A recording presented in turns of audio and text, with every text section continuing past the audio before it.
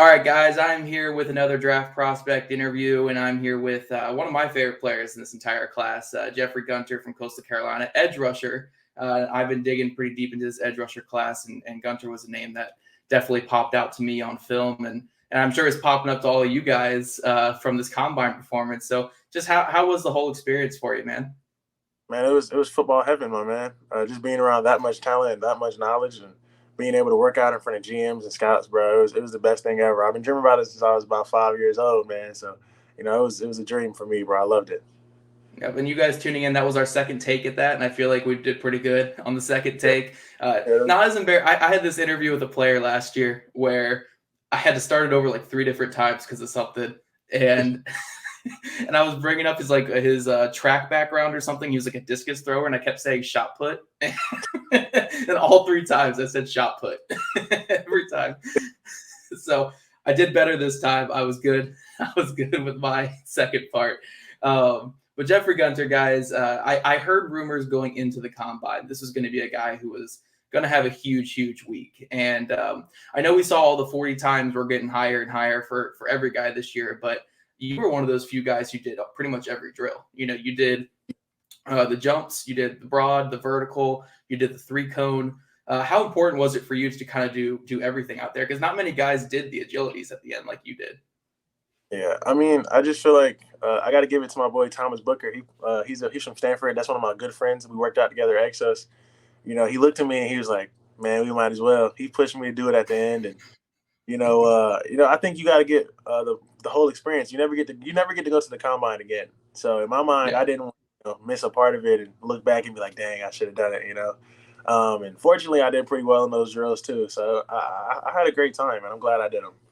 No, if you guys follow the relative athletic score stuff on Twitter, I think I think you got like a 9.4 or something out of 10. That math bomb guy, I don't know if you saw that on Twitter there, but 9.4. So he's in the 94th percentile among all defensive ends and edge prospects since 1980s. So pretty damn impressive. When it came to kind of the agilities, you saw all these guys opting out. Do you think that was kind of because just how long that day was? Because you guys were there from early in the morning all the way until 10 o'clock at night doing those agilities almost. Yeah, bro, that was one of the longest workouts I've ever had. Like it was, it Yeah. was, it was the amount of stuff you had to do during the day. You didn't really get a break.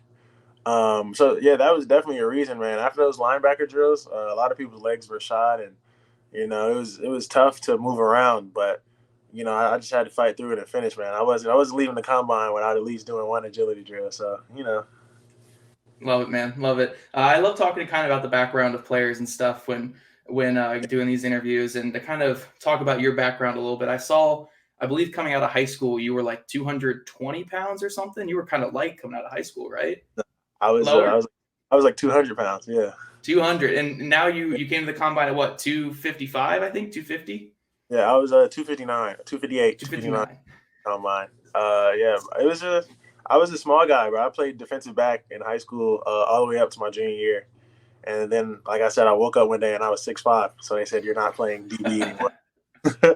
You could have been Yeah, the next Sean Taylor playing safety and being like that 6'5" or whatever. That's what he was.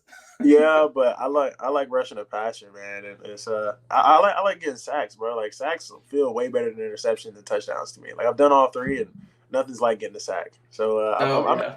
I made a good move for myself, man. I love defensive end, and I just had to gain weight when I got to school, bro.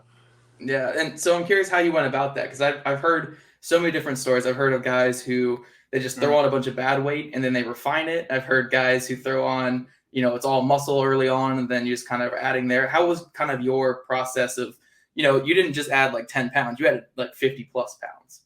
Yeah, and I pretty much did it in a semester too. It's crazy. Damn.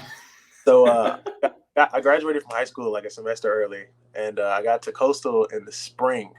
And by the time fall camp ended, I was 250. Hmm. And I think the best way I can put it to you is basically I lived in the cafeteria. If I wasn't in the cafeteria, I was in the gym. So like I'd go like for breakfast, I'd go in there and I'd have two omelets, three pancakes, maybe 5, 6 slices of bacon, a bowl of cereal, and 2 glasses of chocolate milk. That's really the key. The Nice. chocolate milk is the key. But yeah, I was just eating, what I'm saying, eating my ass off. And one day I looked up and I was 250, and I was like, yeah, let's get rocking. Let's do it. Now, was it good weight when you got to 250 now, or did you kind of have to refine that a little bit? So one thing that was important to me was to keep my abs because I Yeah. was small. I was a skinny guy, so I always had like really good abs. And I made Mhm. sure when I was getting that 50 that I kept those abs. You know what I'm saying? I'm on the beach, man. I gotta make sure my body's looking right for the beach. So yes, sir. It was good weight. Yeah. Yeah, Coastal, you have to definitely make sure, you're looking pretty good at Coastal Carolina there. So you get to Coastal Carolina and you play that bandit role, I believe, in their defense. And Yeah. and from my understanding of it, it's kind of like a hybrid edge, hybrid linebacker type role. Were you in coverage quite a bit, or kind of how was that role for you at Coastal Carolina? It was yeah, you're right. It's a hybrid linebacker, defensive end type role based on what call we get from the sideline. I could be in coverage. I could be man to man on a tight end. I could be in a hook curl. I can do a lot of different things. And me being a former defensive back, you know what I'm saying, it fit me Hmm. kind of perfectly because I did drop in coverage quite a bit. I think like last year I had like maybe like 120 coverage snaps, so or something of Okay. that nature, around that number. Um, but yeah, it's a very versatile role, man. It allowed me to do a lot of different things and really show off my skill set. And I love playing Bandit, bro. Bandit's fun. I love that giant. Man, I know I'm doing all this for like the Colts, so I got the Colts hat and the Colts, but man, I'm just thinking of like Tyus Bowser with the Ravens and stuff and how they used him. Have you kind of watched his game a little bit? Because that kind of screams a lot of what you did in Yeah. college. Oh, I actually watched a lot of Matthew Judon and Tyus Bowser, and then Hmm. those Ravens linebackers. Like when I got, the Coastal, when they told me they were moving to a 3-4 and they wanted me to play that type of role, I immediately turned on the Ravens film and just watched what they did, and it helped me out a lot actually. So yeah, man, I definitely studied their film. Yeah, their defense is so fun to watch. The way they use those edge guys, it's an absolute blast to watch that defense. Yeah, just being able to be versatile and do a lot of different things, I think that's like one of the most impressive things ever. Like if you can go from being in coverage 20 yards down the field to sacking a quarterback the next play, that screams out like athleticism and being a true ball player. You know what I'm saying? So Yeah. I'm happy that I can be included in that conversation. Yeah, man. No, and I even wrote it down because I'm grading edge players for a draft guide. And if you ever plan on getting into NFL media, avoid draft guides. It's a lot of work. It's a lot of stuff. But I was writing up guys, and I remember I wrote down for you. I was like, this is probably the best coverage pass rusher in this class. Like the guy who's the most comfortable. Because I think it was which game was I watching? Might have been Kansas or someone where you carried a tight end on like a deep corner route or something, and I was like, oh shit, like he can run with the like he's moving in space a lot better than any edge guy does. Yeah, yeah, man. I got film. I got clips of me covering Puka Williams 20 yards down the field. Like I can Mm-hmm. cover. Yep. Like I got some hips, man, and like a lot of people don't really recognize that part of my game just because like I don't have a lot of picks or anything, and I don't play man to man that often, but it's a big part of my game. It's something I took pride in college, so it's dope to be recognized for that. Thanks, man. Yeah, yeah, man, yeah. And to highlight some of your off-field stuff, I was looking at it a little bit, and I don't want to get anything wrong here, but I believe you have a bachelor's in economics. Yes, sir. You are going for another degree in communication, I Yes, sir. believe. Yeah, yes, sir. And then you also have been like an honor roll student throughout college and stuff like that. Just how big was kind of your education with doing all the football stuff that you've been doing too? It was just always important to me to be educated and just be smart. You know what I'm saying? Things of that nature. Just because my mom, she's a nurse, she always Okay. preached education, education. Like when I was in high school, I had a 4.5 GPA. Like all that stuff, man. It's just like I feel like the more you know, the more you can do in life, the better it is, and the more you can take care of your family. And that's my main goal is just take care of my family. So you got to be educated, you got to be smart to do that, man. So education's always been pushed in my household. Love it, love it. So communication, is this like sports communication? Are you trying to be kind of like a broadcaster or something afterwards? Um, so there's a news guy that works around the coastal like Myrtle Beach area. His name is Gabe McDonald, and he does like Hmm. sports broadcasting for the local news station. And I've been begging him to let me like have an internship or something there. Because I would love to do that. Like I would love to hop on TV and like cover sports. Because I like y'all's job. Y'all's job is super dope to me. So yeah, I mean, if I could do that and mix both of my backgrounds of football and communications, I'd love to. Yeah, yeah, and from I talked to a lot of guys who were at the Shrine Bowl when you were there, and I personally wasn't there, but I talked to some guys who had interviewed you and stuff, and they were like, best interviewer that there is out there, one of the best speakers. And the one thing you have to ask him is about his pass rush plan, because he'll go into all this detail about how his plan is as a pass rusher and how he attacks offensive tackles. So I got to ask you, just so we could hear all the detail that apparently you go into here. What's kind of your plan of attack as a pass rusher? As a pass rusher, man, I'm feeling pressure now. You know what I'm saying? You gotta live up. You gotta live up to the hype. That's what it is. As far as a pass rusher, my man, I'm looking for a few things, bro. First off, I'm looking for a get off key.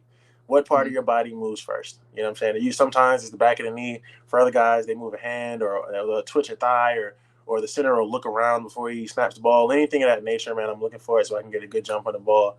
After that, bro, my favorite move is personally my long arm. I take one arm and I'm aiming for the inside pec, and if I can grab it and if I can put some pressure in that point, it's pretty much wraps, man. So if you decide to sit on a long arm, I'll counter with a stab club or something of that nature, my man. But as far as pass rush goes, I'm pretty simple, man. I like to work my power, and once you start sitting on that, man, I'm working my speed.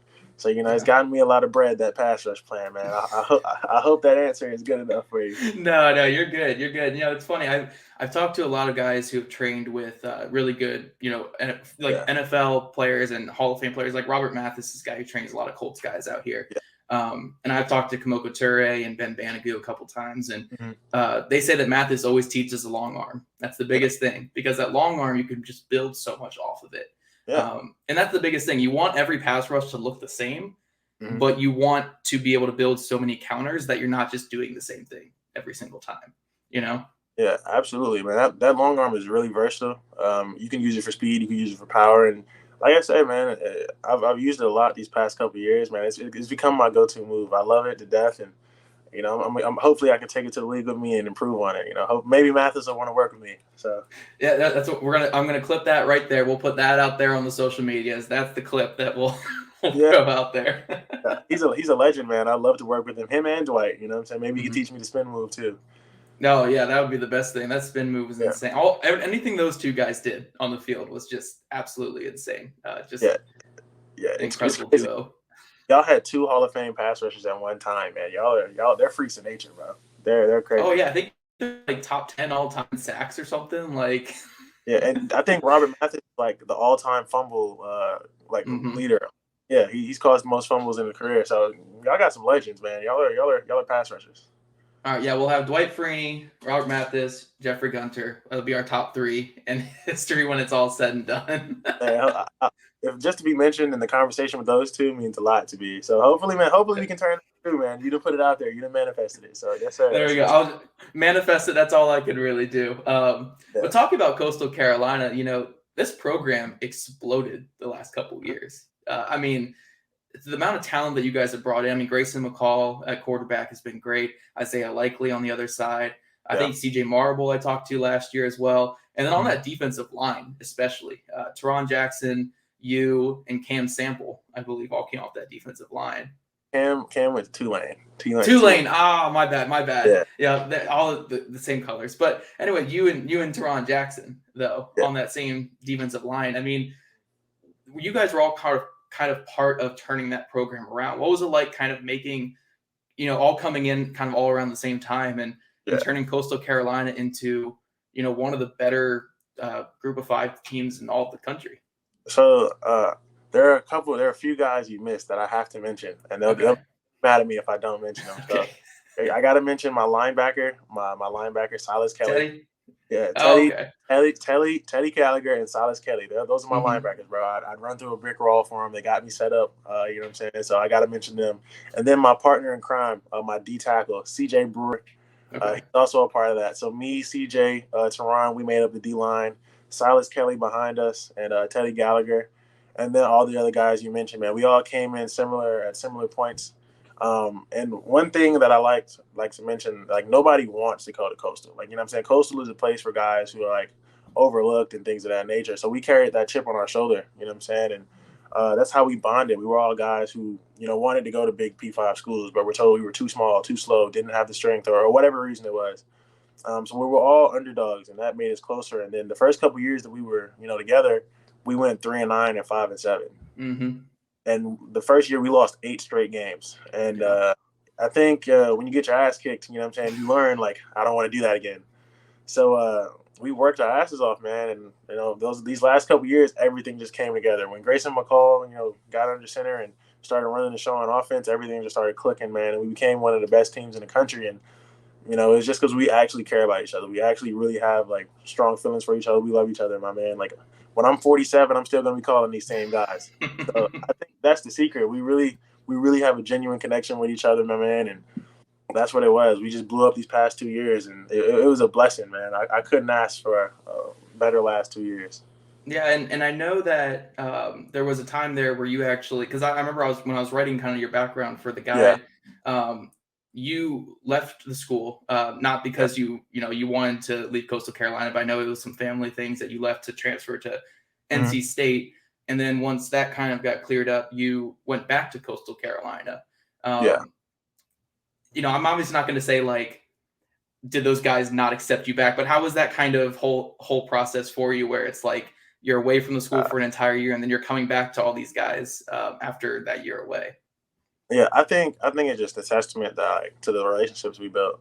So when I went to NC State, those guys would still call and check on me, and do all those types of things, and we would still talk all the time, and those are still my boys. They knew my situation. So when they found out that everything was cool and everything was gravy back at home, they were the ones that called me. Like Teron Jackson called and said, "Hey, we got a spot for you, bro. You still want it?" And as soon as I heard that, I was like, "Yeah, I'm coming, my man. I'm coming." Um, I will admit that they didn't give me my starting job back right away. I had to earn it in camp. But other than that, they welcomed me with open arms, and everything happens for a reason, my man. I wouldn't have been able to play in the bowl game if I didn't transfer to NC State for that 1 year. So I was a part of our first bowl game win. So I can't complain. Like I know I spent a year away, but everything happens for a reason, and it is what it is, my man. They welcomed me back with open arms. It was like I never left. Love it. Love it. So Yeah. I got one more question for you, man, before I let you go. And again, this has been awesome. Just fall in love with your film this draft season, being able to talk to you. Yeah. Just been great to watch you these last couple of years. And in this draft class, everyone's calling this like one of the most loaded edge groups Mm-hmm. that they've ever seen. I know you're on social media, so everyone's saying it, this edge group is stacked. There's so many good players. And I think for a lot of people, you're kind of under the radar Mm-hmm. for a lot of them. Just what is my team getting kind of on the field and off the field if they spend a draft pick on you? As far as being overlooked, this is nothing new to me. Like I said, I was a 2-star coming out of high school. I only had one D1 offer at Coastal. Being overlooked, even at the combine, I wasn't. Like right now, I'm not one of the big names. I'm just a guy who does his job and I make plays. I know I'm not super duper flashy. I'm not, out there. I'm not a mega star, but I'm reliable, dependable, versatile. You put me in any situation, I'm gonna find a way, and I'm gonna do what I can for the team. As far as off the field, though, I really just chill. I'm not in the limelight. I'm not in the spotlight. I'm really more of a shy guy. I like video games. I like reading books. I like movies. Anything that I can be at the house and do. I'm more of a homebody. So I think in total, man, you're just getting a guy that loves football, that wants to help a team win and bring a Super Bowl to whatever team that I'm on. And you're not gonna have to worry about me in the headlines, man. I'm just low key, reliable, and versatile. Anything you need me to do, I got you. Love it. Love it. Now, are you Xbox or PlayStation? That's the biggest question then. Oh yeah, I got the PlayStation 5 right here. What do you like? Oh, the PlayStation 5. Okay. When I get that, we'll play each other in Madden and we'll see who the real, the real champion is there. I love Madden. Are you a Call of Duty guy? I play a little bit of Call of Duty. I haven't played in a couple of years, but I could get back into Call of Duty. Okay, so I'm gonna let you know, bro. I'm on Warzone all the time. So if you ever want to run a match with me, bro, just let me know. Okay. I will let you know I'm one of the worst. I'm one of those like guys that everyone can't rely on when I play Call of Duty. I used to, back in old Black Ops days, I used to run around with like just a knife or whatever and nothing else. Yeah. Okay, you're one of those guys. Okay. Just hide in the bushes and jump out at people and then run back in the bush just to make people angry. That was my whole thing. You're one of those guys. Oh, you suck. You suck, bro. I just suck. All right, guys. If you guys have PS5, hit up Jeff or Gunter for sure. But also, if you're a fan of the Colts or, honestly, just talking to them, I mean, the Ravens probably as well. The Ravens are going to just absolutely love your style. But Colts fans, definitely keep an eye on this guy. One of my favorite edge rushers in the draft. And I think he's going to be one of the guys who pops here. Wherever he goes, he's going to have a good run here in the NFL. So Jeff, man, I appreciate you joining, and good luck for the rest of this process, man.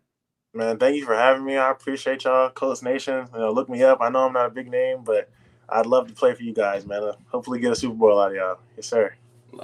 Love it.